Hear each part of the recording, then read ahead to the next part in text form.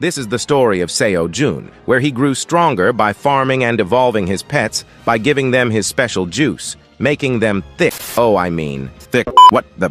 In the previous episode, we saw how number 3 were trying to carry the onion leaves from Seo Jun's cave. Theo started accusing Ox number 3 of being a thief, but Ox number 3 was not admitting to the theft. He believed that the onion leaves were just thrown on the field, so he didn't consider it stealing. To clarify the situation, Theo brought Ox number 3 to Seo Jun. Seo Jun clarified that the onion leaves were not just thrown on the field. He explained that he had placed them there to help maintain moisture for the peanut plants.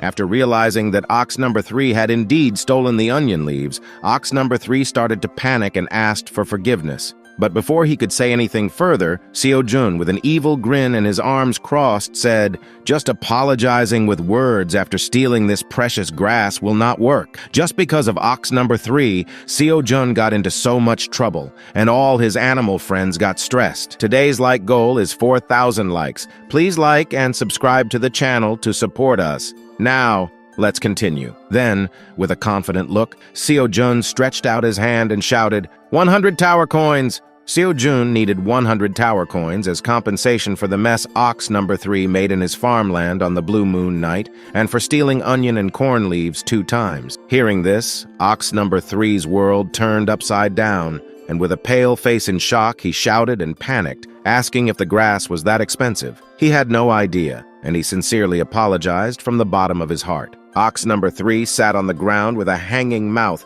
depressed and not knowing what to do. He had unknowingly stolen someone else's things, and Seo Jun was glaring at him with an angry look. Then, pointing his hand towards Ox number 3, Theo started shouting, insisting that he had indeed stolen the leaves. He demanded that Ox number 3 hurry up and pay 100 tower coins for compensation. However, Ox number 3 just listened silently, as he didn't even have a single tower coin. Then Theo climbed on top of Ox number 3's body, tapping his muscular abs, and addressed Seo Jun as the chairman. He inquired about what they should do now, as Ox number 3 appeared to have no money, just his underwear and his big PP. Seo Jun, however, maintained his angry expression, causing Ox number 3 to become even more panicked and worried. Beads of sweat formed on his face as he contemplated the consequences of his actions and the impact on the pride of the entire Ox clan. Breaking the tense silence, Seo Jun, still wearing a confident look and a warm smile, politely suggested to Theo that there might be a solution.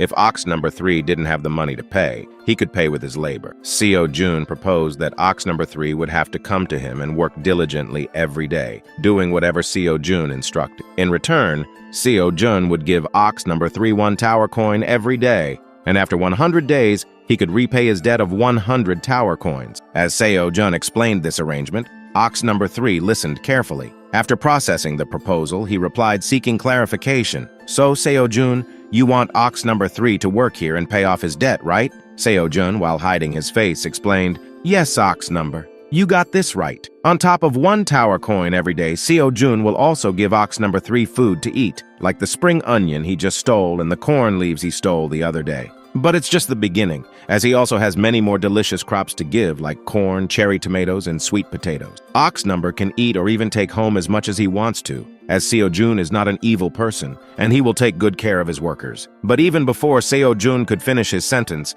a barrage of Ox number's spit started to spray at Seo Jun's face. Ox number 3 got really pumped up, started to drool, and took heavy breaths with his eyes wide open while shouting, "Can he really eat as much as the magical grass he wants?" Seo Jun, barely able to stand because of the breath and rain of saliva from Ox number 3, with a warm and polite tone, while forwarding his hand, said, "Yes, Ox number 3, you heard it correctly. You indeed can eat as much as your heart desires. So, let's first sign a contract. First, Ox number 3 can come to work from tomorrow." Hearing this, Ox number 2, happily with a smiling face, forwarded his hand and made a contract with Seo Jun to become his slave for 100 days, saying he is the happiest monster alive. As if he got to eat these magical leaves, he is even ready to pay 2 tower coins, and he will get to eat the magical grass for free on top of getting tower coins. It's like he is in heaven. Then, Ox number 3 enthusiastically shook Seo Jun's hand,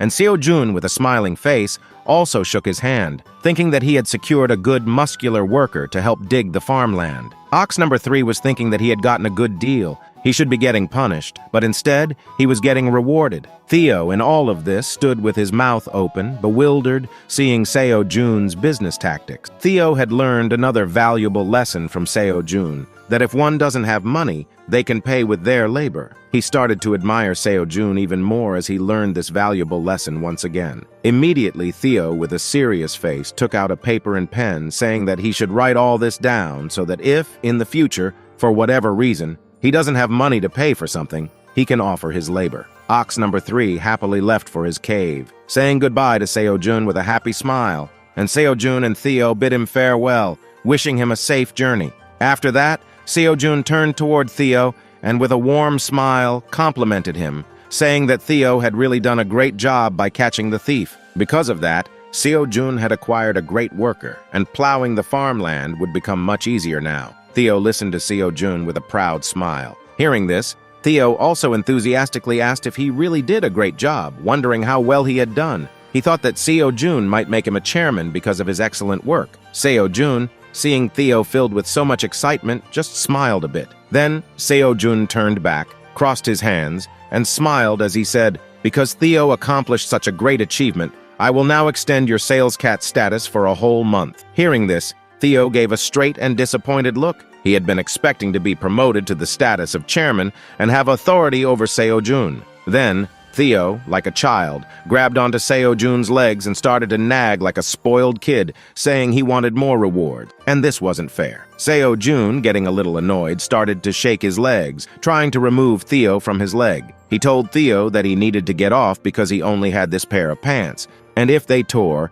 he would have to walk naked in the cave. And just like that, the days passed by happily. The next day, early in the morning, Seo Jun, with the warrior rabbit on his shoulder, got ready to hunt some crayfish. Seo Jun had his dagger, and the warrior rabbit had his little hammer, both glaring at the crayfishes with confidence. With Seo Jun's command, the warrior rabbit jumped, raising his cute little hammer, and in a single swing, they started to hunt the crayfish with ease. After a while, we see Seo Jun with his dagger peeling the skin off the crayfishes with great concentration. The warrior rabbit, on the other hand, was systematically killing the crayfishes one by one and handing them over to Seo Jun. Seo Jun turned back and said, "This should be enough for today." And we see a large pile of crayfish, all with their skins skillfully peeled off. Seo Jun was holding one of the dead crayfish, and the agile rabbit and the white rabbit were taking care of the crayfish, removing the skin easily as Seo Jun had made a cut for that purpose. Then, Seo Jun ordered the warrior rabbit to stop hunting,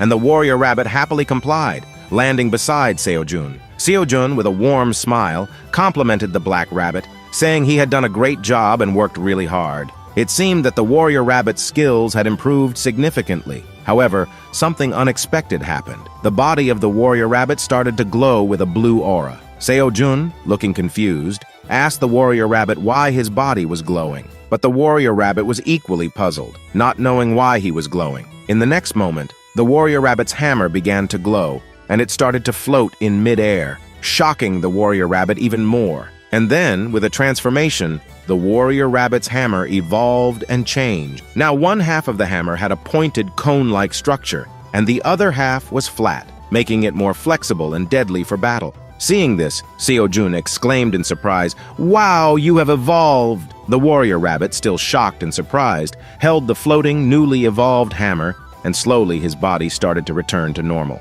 Then Seo Jun, with a warm smile, started to clap and congratulate the warrior rabbit, along with the chubby rabbit, the cart rabbit, and the white rabbits. They were all genuinely happy for the warrior rabbit, and they clapped and congratulated him. Seo Jun commented that the warrior rabbit's new hammer looked really cool, and he was genuinely happy for him. The warrior rabbit, hearing all the praise, stood beside the pond, holding his newly evolved hammer on his shoulder, with a proud and confident look. Seo Jun excitedly said, "Now that the warrior rabbit has become a real warrior after evolving, he can handle the crayfish hunting himself," while showing a thumbs up. The warrior rabbit responded with an enthusiastic thumbs up, saying, "Leave it to me." However, the conversation was interrupted by the growl of the mommy bear. The mommy bear was signaling Seo Jun to come outside the cave. Seo Jun then stepped out of the cave, asking, "Is there any problem?" As he looked at the cave wall where the baby bear was pointing, he was shocked to see a beehive. In excitement, he exclaimed, Is this the beehive of the new thick bee? Oh, sorry, the new queen bee. Just then, upon hearing Seo-jun's voice,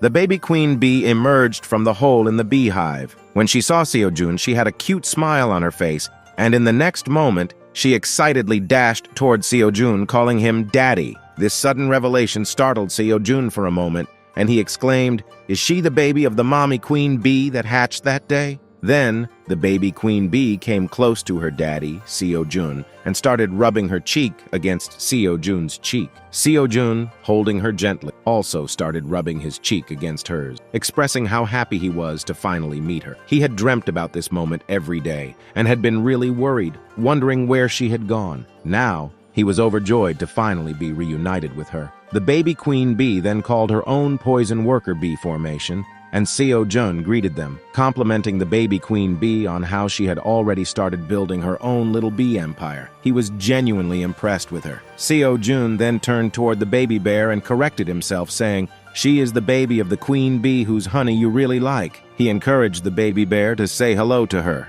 The baby queen bee, standing behind Seo-jun, curiously glared at her new uncle bear. The baby bear introduced himself to the baby queen bee, and Seo-jun commended the baby bear, saying that now that he had become an uncle, he had to protect the baby queen bee and take good care of her. This way, the mommy queen bee would be happy to see this, and she might give the baby bear more of her special juice to eat. The baby queen bee listened to all of this while sitting on Seo-jun's hat. Then, in the next moment, the baby queen bee dashed toward the baby bear and began patting her new uncle on his nose with a warm smile. The worker bee also perched on top of the baby bear, and the baby bear happily greeted and played with the baby queen bee, his heart filled with joy, and the mother bear and Seo-jun watched as the baby bear and the baby queen played joyfully. However, the ground started to shake slightly, and Seo-jun turned back to see none other than ox number 3 approaching with a happy and warm smile. Ox number 3 greeted Seo-jun with a friendly hello,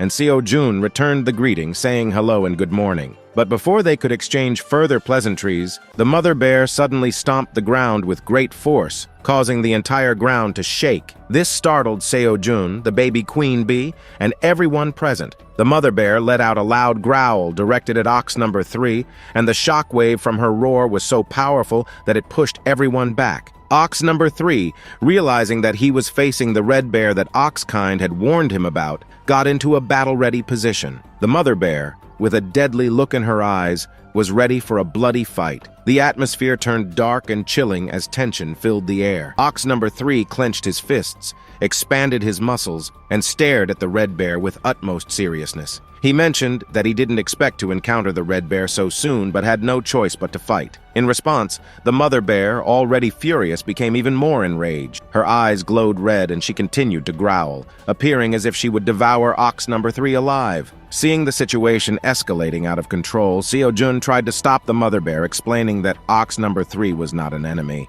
However, the mother bear was too angry to listen to Seo-jun's words. In her fury, she tossed Seo-jun, the baby bear, and the baby queen bee aside, while Seo-jun desperately tried to prevent a bloody fight from unfolding. Then Theo, the warrior rabbit, and the cart rabbit came outside the cave and saw Seo-jun lying on the ground. They asked what was happening, and Seo-jun, with a hint of worry and fear, explained that ox number 3 and the mother bear were about to engage in a fight. If he didn't do anything, one of them might die or get seriously injured. Seo-jun carefully placed Theo on his shoulder, and with a sense of urgency asked Theo to try and convince both ox number 3 and the mother bear to stop fighting. The mother bear wasn't listening to Seo-jun, and Theo, though a bit scared and panicked, agreed to give it a try. Seo-jun then started running towards the scene where the mother bear and ox number 3 were giving each other menacing glares. He continued to plead with them to stop fighting, emphasizing that the Minotaur was now working for him. The misunderstanding had been resolved, and there was no need for a conflict. The mother bear finally turned her attention towards Seo-jun.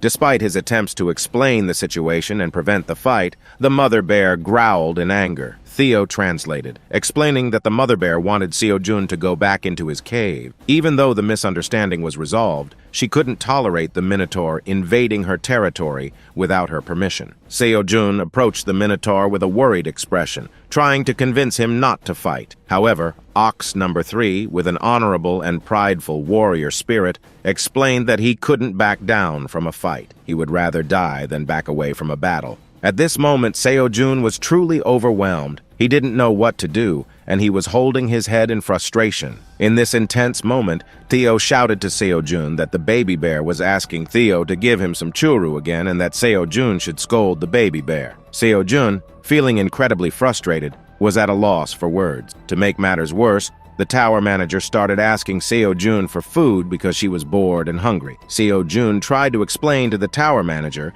that he was busy trying to stop the fight between the mommy bear and the Minotaur. However, the tower manager insisted that she wanted to eat because she was really hungry. Even before Seo-jun could respond, the baby bear was grabbing Seo-jun's shirt from behind, asking for churu because he was hungry. The tower manager continued to nag Seo-jun, saying she was hungry, and the Minotaur and Mommy Bear were about to engage in a fight. Seo-jun, at this moment, finally lost his composure. The tower manager was hungry, the baby bear was hungry, Tio wanted churu, and the Mommy Bear and Minotaur were about to fight. He had reached his breaking point. Seo-jun's whole face turned red with anger, and he shouted at the top of his lungs, "If no one listens to me, I won't give food to anyone." Upon hearing this, the baby bear's and all the rabbits' eyes widened in shock. The mommy bear turned to Seo-jun, her face filled with pain and fear. The mommy bear and the Minotaur, realizing they would not get to eat the delicious food, fell into a state of depression.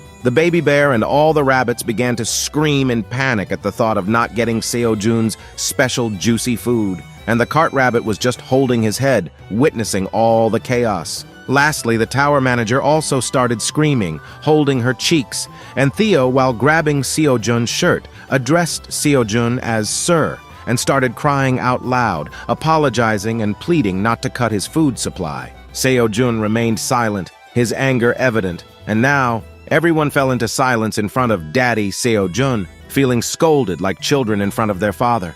With this, the episode ends here. I hope you liked the video. Please write Part 35 inches and hash up Daddy Jun in the comments. Thanks for watching.